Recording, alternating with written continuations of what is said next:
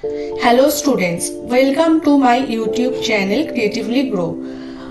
আজকে আমরা জিওগ্রাফির ক্লাইমেটোলজি পার্টের জেট স্ট্রিম অর্থাৎ জেট বায়ু প্রবাহ নিয়ে বিস্তারিত আলোচনা করব।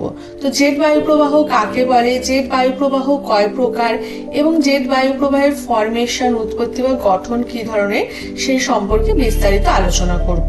তো তোমরা যারা ফার্স্ট সেমিস্টার, থার্ড সেমিস্টার এবং ক্লাস 12-এর স্টুডেন্ট আছো, তোমাদের জন্য ভিডিওটা খুবই গুরুত্বপূর্ণ। চলো শুরু করা যাক ভিডিওটা। তো প্রথমেই আমরা জেনে নেব what is jet streams. Jet বায়ুস্রোত, জেট স্ট্রিম বা জেট বায়ুস্রোতের উৎপত্তি কোথা থেকে ঘটলো? তো যখন আমাদের দ্বিতীয় বিশ্বযুদ্ধ চলছিল, সেই দ্বিতীয় বিশ্বযুদ্ধ চলাকালীন আমরা হঠাৎ করে এমন কিছু লক্ষ্য করলাম বায়ুমণ্ডলে, যে আমাদের বায়ুমণ্ডল সম্বন্ধে আরো ভালো করে জানার জন্য সেটা আরো সুযোগ করে দিল। তো কিরকম সেটা হচ্ছে, এই যখন দ্বিতীয় বিশ্বযুদ্ধ চলছে তখন ইউএসএ অর্থাৎ আমেরিকা থেকে জাপানে বোমা বর্ষণ করার উদ্দেশ্যে কিছু বোমারু বিমান উড়ে যেতে লাগলো। অর্থাৎ আমেরিকা অবস্থিত ইস্টে অর্থাৎ পূর্ব দিকে এবং জাপান অবস্থিত ওয়েস্টে অর্থাৎ পশ্চিম দিকে। তো এই আমেরিকা থেকে জাপানে কিছু বোমা বর্ষণের উদ্দেশ্যে কিছু বোমারু বিমান অর্থাৎ ইস্ট থেকে ওয়েস্ট মানে পূর্ব থেকে পশ্চিম দিকে বিমানগুলো উড়ে যেতে লাগলো। সেই সেই বোমারু বিমানগুলো উড়ে যাওয়ার সময় সেই বোমারু বিমানের যে বিমান চালকরা ছিল তারা লক্ষ্য করলো যে প্রায় 13,000 মিটার উচ্চতায় পশ্চিম দিক থেকে একটা উচ্চ গতি সম্পন্ন বায়ুস্রোত প্রবাহিত হয়ে চলেছে, যার গতিবেগ প্রতি ঘন্টায় প্রায় 300 নট বা তার থেকেও বেশি।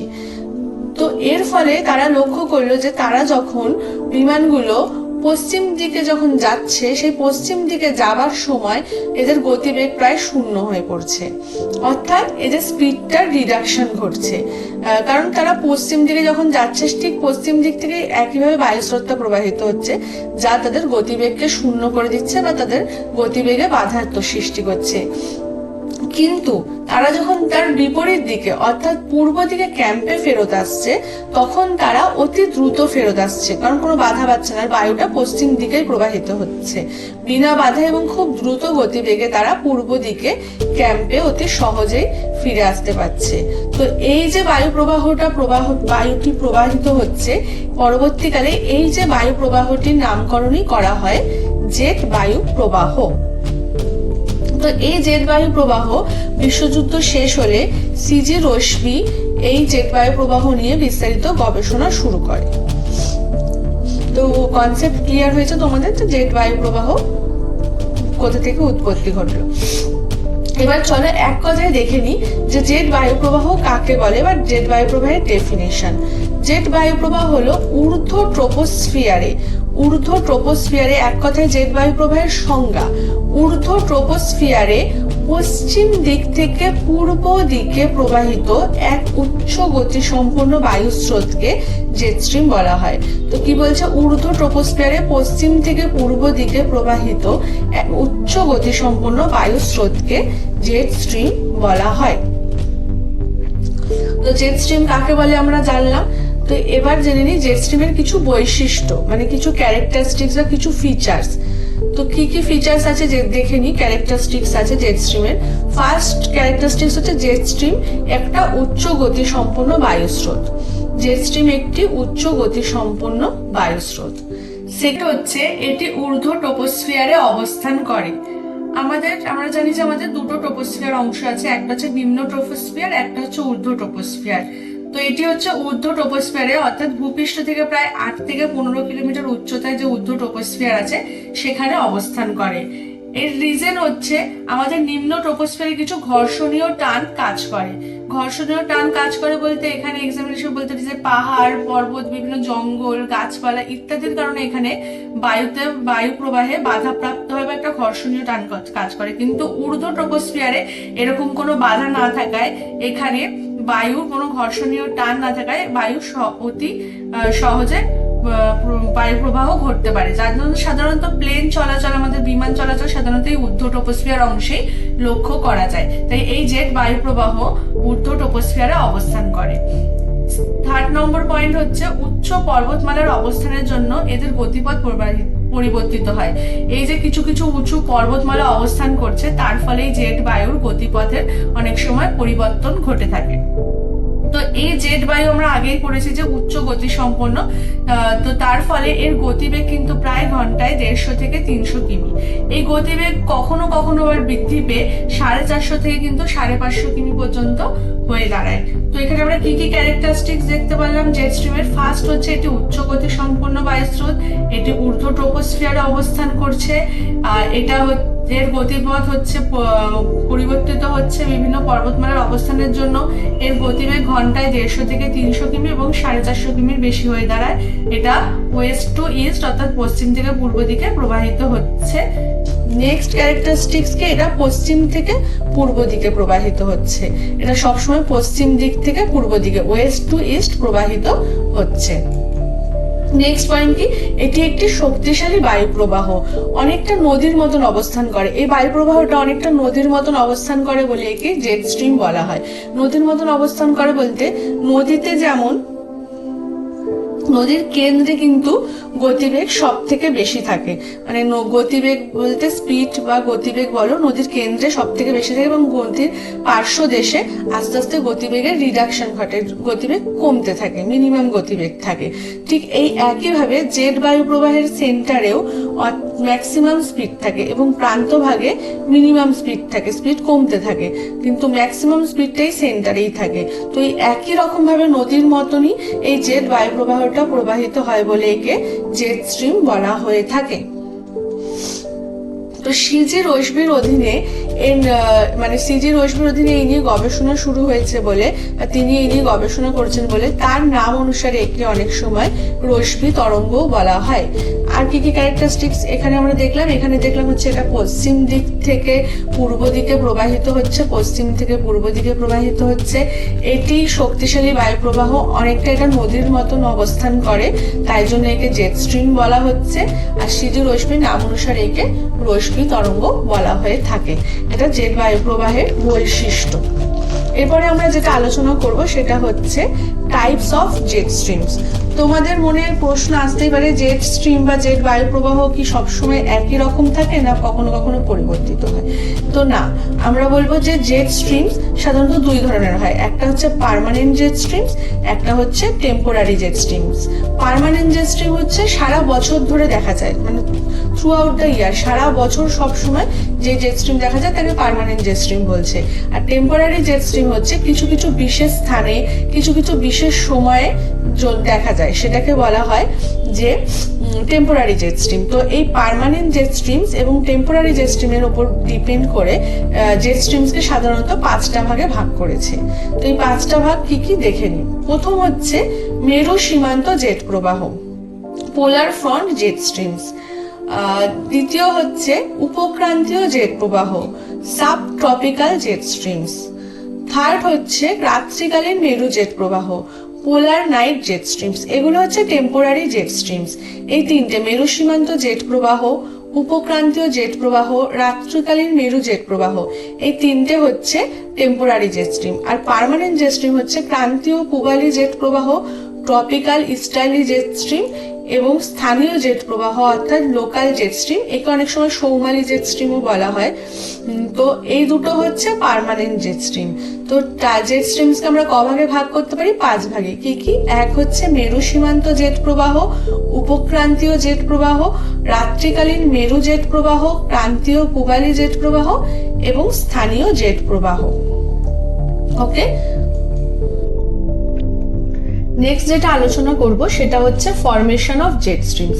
জেট স্ট্রিমের উৎপত্তি নিয়ে আলোচনা করব। তো জেট স্ট্রিমের উৎপত্তি বোঝার আগে আমাদের কিছু কনসেপ্ট জানা দরকার।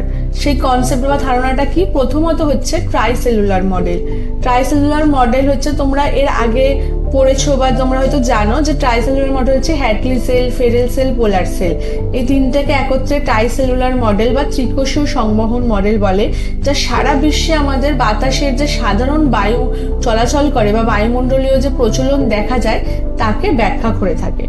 দ্বিতীয়ত হচ্ছে জিওস্ট্রফিক্স উইন্ডস। জিওস্ট্রফিক্স উইন্ডস দ্বিতীয় ধারণা হচ্ছে জিওস্ট্রফিক উইন্ডস। জিওস্ট্রফিক্স উইন্ডস কি, যে বায়ুর যে চাপ শক্তি আছে, যাকে আমরা চাপ গ্রেডিয়েন্ট বল বলছি, বায়ুর যে চাপ শক্তি এবং কোরিওলিস বল, এই দুটোর মধ্যে একটা পারস্পরিক ক্রিয়ার সম্পর্ক কাজ করে।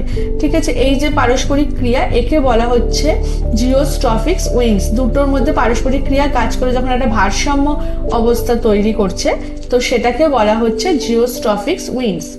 তো কিছু ধারণা দিয়ে এই বিষয়টা তোমাদেরকে আমি পরিষ্কার একটু বুঝিয়ে দিই।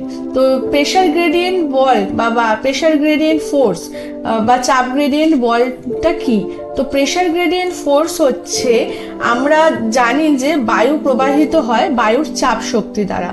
বায়ুটা যে প্রবাহিত হচ্ছে, তার বায়ু কিভাবে প্রবাহিত হচ্ছে, একটা শক্তি কাজ করছে, তো একটা প্রেশার কাজ করছে, তাকে বলা হচ্ছে বায়ুর চাপ শক্তি দ্বারা বায়ু প্রবাহিত হচ্ছে। তো এই বায়ুর চাপ শক্তির দ্বারা বায়ু প্রবাহিত হচ্ছে। তো দেখা যায় যে কোনো জায়গায় বায়ুর এই চাপ শক্তি বিভিন্ন রকমের হয়ে থাকে। যেমন এখানে দেখো, বায়ুর চাপ শক্তি সাউথের দিকে ক্রমশ বেশি, 912 আইসোবার, এগুলোকে বলা হয় আইসোবার।